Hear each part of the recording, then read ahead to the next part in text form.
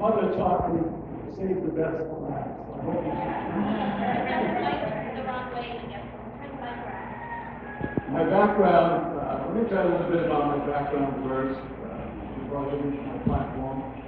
My background is in business management. I'm a non-politician. That's a good thing. So my background is in computer science, accounting and commerce, business management. I'm also in biotechnology manufacturing. I'm a life coach. I'm an outside minister, if you would, that was mentoring and counseling the youth. And I've been on the island for over 14 years living in the Kapana area. People ask, well, you're not a politician, so what do you bring to the table? How do you handle politics? Well, as the head of operations for a Fortune 500 company, I was responsible for regulatory compliance, mergers and acquisitions, negotiating contracts, dealing with unions and non-union disputes, customer relations, industries of banking, finance, insurance, cable television, and the like. I have 3 children. I have 1 boy and 2 girls, and I have 4 grandchildren.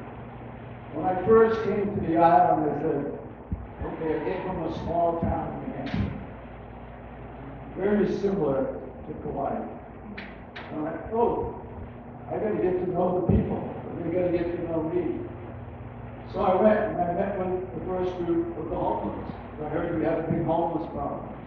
So I went out to the camp, so I went to the different parts of the island and heard their issues and heard their concerns.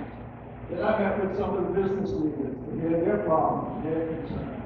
Then I met with some of the politicians. What's going on? How did we get here? I was an island of 73,000 people not be able to be self-sufficient and take care of itself. Why is there so much outside influence into our county? From the United Nations and from special interests. So what I owe the people of Hawaii is my business background. So I'm going to talk about some numbers. The county budget is $504 million. Now this is important for you to understand. $378 million is for salaries, wages, benefits, and pensions. That's your government employees. There's only $126 million left for infrastructure. Not enough to handle all the problems and concerns that we're talking this morning. So how do we deal with this?